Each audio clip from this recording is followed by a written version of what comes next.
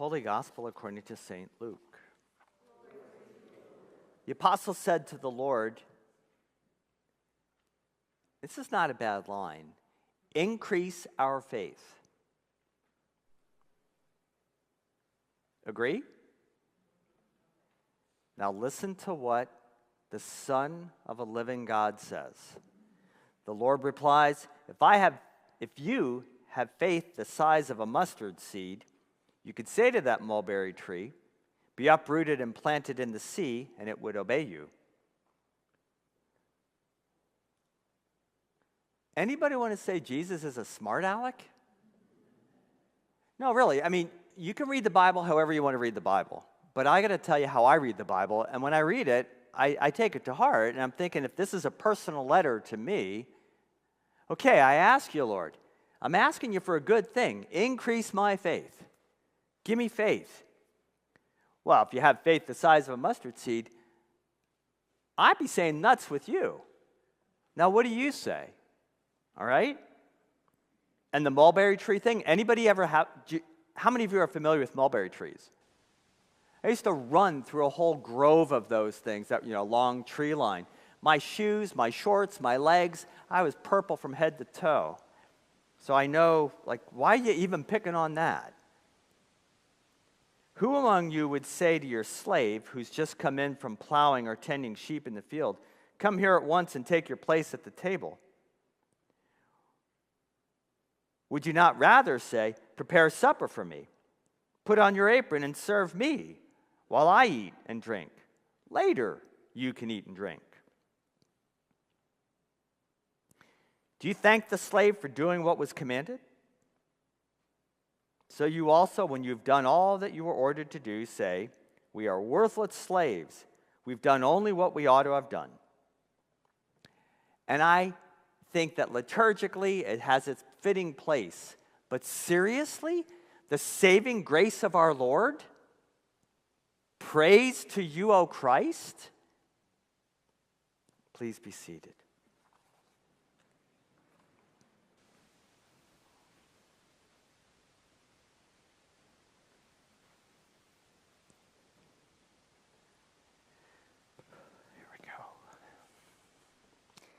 Those are tough questions. And those are really harsh answers, if you look at them the way most of us look at it. But everything pretty much in the last few weeks, Jesus has been, hey, give away your possessions to the disciples. I come to you saying, would you fill out a statement of intention card and just give us an idea what you might be contributing to the church in financial assets next year, just so we have an idea how to do a proper budget so that we can do the most important thing, plan for ministry. And I'm pretty fearless about that stuff, right? If I'm asking for God, I'm not shameless. I am shameless. I'm not embarrassed to ask for money for the church. But it's a tough one because that's a place where we really get defensive. Money. And we make up all kinds of stuff. I was with a bunch of very conservative evangelicals the other day, and they're like, well, God doesn't really ask us to tithe. And I'm thinking, what Bible do you read? And then I realized what Bible that those people read. It's whatever they want to make as a priority, and whatever they don't want to, they just summarily dismiss it. Give away your possessions, he says. Forgive those who wrong you. What world does this guy live in? Oh, that's right. Jesus isn't from and of this world. And take up your cross. What does that mean, to take up your cross? I know what happened when Jesus took up his cross. Look what they did to that guy. I think Jesus is being tough on the disciples. How might you feel if you had someone in your life that was pushing you and nudging you and shoving you? Would you feel inadequate, maybe? If these were Jesus' words to you, would you feel unprepared for the challenge? I can't teach Sunday school. I don't know anything about the Bible. Okay, that might be a very honest statement. You can't teach Sunday school. Let's pick on Melissa. Melissa can't teach Sunday school. She says, I don't know about the Bible. My response as a pastor, as someone for whom Melissa is highly regarded, and I appreciate her, I'd say, well, then I guess you better go study. I mean, why do we accept these nonsensical excuses when people, you feel inadequate? Get adequate. You feel unprepared? Prepare. No way, I can't do that. It's interesting to me. I taught for almost a little bit over a decade. I taught undergraduate college students.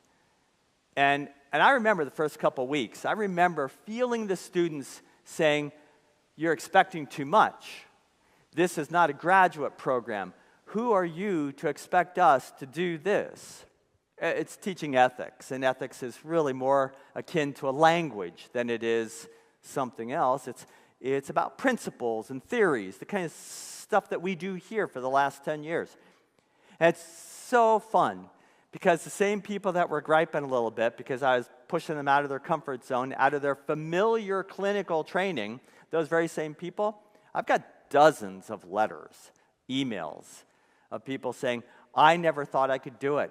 I never knew it was in me. I've got runners that I coached. I had no idea that I could do that. And the same guys that are feeling inadequate in this passage, the same people that are saying, we're unprepared for this, the same disciples of Jesus' own choosing are saying, we don't have enough faith. So at least they know enough to say, increase our faith. And what did they do? The same people that didn't think they could do it either. Don't push us that far, Jesus. Don't do that. They wrote letters about him. Guess what the letters are called? Matthew, Mark, Luke, and John. They wrote letters of appreciation and acknowledgement of the growth that's taking place in them. Now that's the Son of the living God. When it comes to us, we have to be more sensitive. We've got to take in consideration where people are. Take them where they are and walk alongside of them. Sometimes push, sometimes pull, but be careful, because if you pull too hard, you dislocate a shoulder. And sometimes you dislocate a relationship too. If you push too hard, sometimes they get out of step and they fall flat in their face. And you're responsible for that. So woe to those of you who want to be teachers, because you have an awesome burden, a tremendous responsibility, and you can break the spirit of your student in 10 seconds. And it happens every place. It happens with the 5-year-old that's in traveling soccer. It happens with the 10th grade student that takes geometry, and while they soared through the other things, geometry became a stumbling block. And then it became a psychological stumbling block for me, because I didn't like going to that class, because that teacher would ask me to go to the front and do an equation or a problem on the board, and when I didn't do it, he embarrassed me. Be careful, those of you in this congregation who have been called and you've accepted the responsibility of teaching a small group. Be careful if you are one of our leaders in this congregation. Be careful how you do it. Spend more time working on yourself and making sure that you are doing and delivering exactly what you have to deliver, including the difficult words, including the most important words, to prevent people from going down the wrong path. Be careful. How might you feel if you were in the boys' position? It's a wonder. They say, I need more faith, and then you get Jesus' response, which just, Jesus doesn't say, very good. Madison, you're finally catching on. You're almost out of college. We finally caught up. All right, I'm going to pour faith on you, like tons of faith on you. No thanks. I'm not going to do that. Didn't she ask for the right thing? I need more faith? That's the right question. And Jesus says, no. Jesus does the exact opposite of what society would push us to do. In our weakest moments, Jesus says,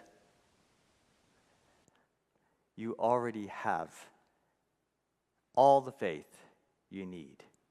You just have to ground in it and keep your eyes on Jesus. Those are good lessons and tough lessons. And they're not just good lessons and tough lessons for you, they're good lessons and tough lessons for me. Some of you in this room know exactly where this sermon's coming from today and how timely the passage is. And some of you in this room know that this is a sermon for me. And I'm just letting you in on my brain talking out loud. But it is the text. Faith isn't often what we hear and ultimately incorrectly believe. You know, the big things that happen from on high and the miracles that take place, and that person is the most faithful person. No, it's the most simple and humbly performed things that just simply need to be done. You've got people that come in this building at night and they check the building, they wander around the building. They make sure the water faucets are turned out. They go in and they flush the urinals for the big boys and the little boys that don't know how to do so, apparently. They make sure that things are okay before we put this sacred space to sleep at night. That simple habit of locking the doors and checking the safety of a home, this home, is a transferable learning.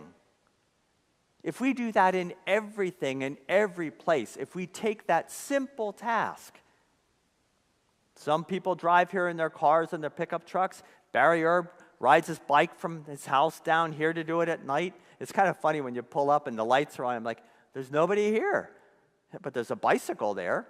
See, if we were in other countries, there'd be 1,000 bikes outside, not a bunch of cars in the back parking lot. Oh, for the day to go to that. I can't wait for that day. It's the most simply and humbly energy doing what simply needs to be done. Jesus names the people who are faithful. He talks about a woman's confidence that if she only touched the hem of his garment, she'd be healed. Well, that's faith. A centurion's concern for a sick servant. Randy's concern for his buddy Michael. And Virgia's wisdom to contact the authorities, fire company, police department, ambulance, all at the same time. Police officer reports back, we saved his life. A woman's gratitude at being forgiven, the most powerful weapon you have in your spiritual arsenal, can be used both ways. If you give forgiveness, you set a person free and you mostly set yourself free. And if you hold and aren't forgiving, it's the saying, right? You better dig 2 graves. Jesus names what's faithful and who in the Scriptures. And eventually he gets to a couple other things that we haven't gotten to in the text of Luke yet. But a Samaritan leper returns and says, thank you for healing me. And then a blind beggar asks to have sight. Jesus challenges the disciples in this passage and us. Listen and imagine the hard work of the servant that just simply does. And on the 12th of October, next Sunday, stick around and celebrate Becky Shirey for resigning her position here, but having served with us and done what needs to be done without asking for any acknowledgement, for asking for any pat on the back.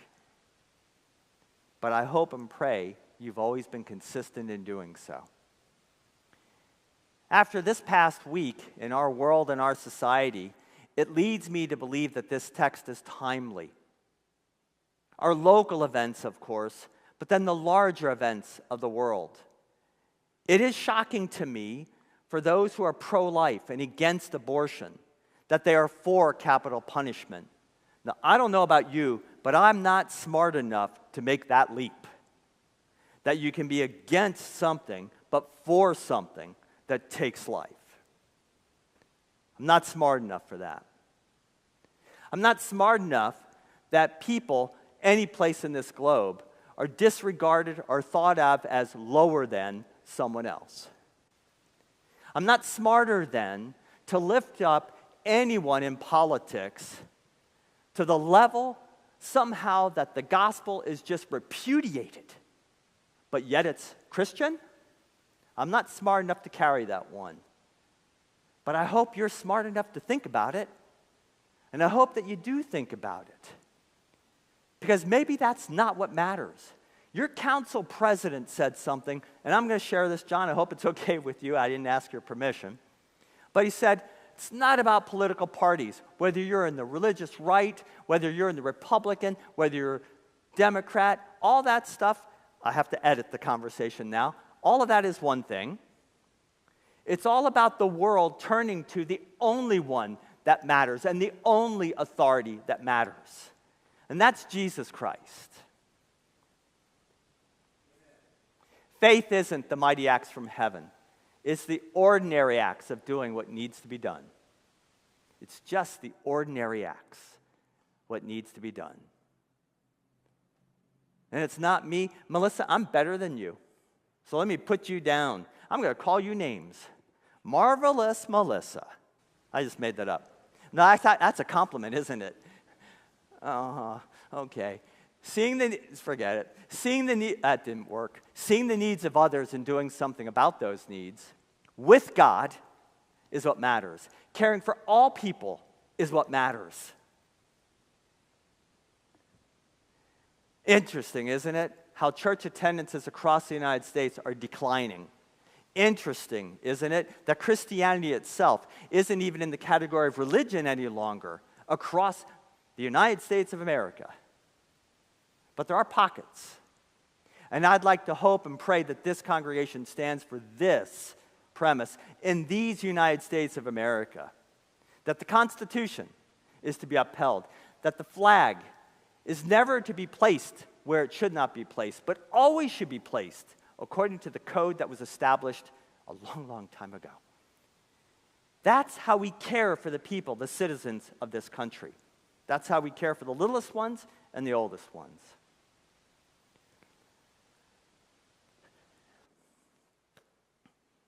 Now, I don't know what you think, and I'd like to say I care. But what I care about is, will you turn to Jesus for your answers? Will you turn to Jesus, the one who touched the one that you would not, the lepers? Who are the lepers today? Will you serve and go feed the lepers? Will you serve and go heal the lepers? Or are you just too tired, worn out from everything going on? I get tired too, but I actually get more tired of resistance than I get tired of moving forward. I get tired of people that will avoid more than I get tired of people that are trying and fail. I get exhausted by folks that don't want to join together and be the team that follows its leader, Jesus. I am curious where you are in your life. I am curious where you are in your journey with Jesus. I am curious about where we, the Christian church, are. I am curious about what was foretold 50 years ago. Some of you know I'm a fan of President Carter. Some of you know I'm a fan of his politics, which, remember, Jimmy Carter's politics are what had him removed from the Southern Baptist Convention. Because the Southern Baptist Convention said their largest spokesperson for God, the President of the United States, was voting for politics what they thought against their interpretation of Scripture. And yet pretty much everything President Carter voted for, history now reveals, was what Jesus would do. Enter into that politics with me. Join with me in that politic. That we do things that save lives. That we do things that prevent harm and further harm. Let's do that work together. And I'll say one final thing because it's an important piece. Everything I do with you, I do everything I can to see what the boundaries are. How far can I go with Chris? What can I do in Chris's mind? What can I say? There's the boundary. We are not going to talk about sauteed onions. Not going to happen. I'm not going to talk about it with her because she'll just say, you're weird, Bob, that you don't like that stuff. Yeah, and that may be true. How far do I go with a congregation? It's my job, partially, and my privilege, but it's my job to see what the limits are so that you can work within your limits.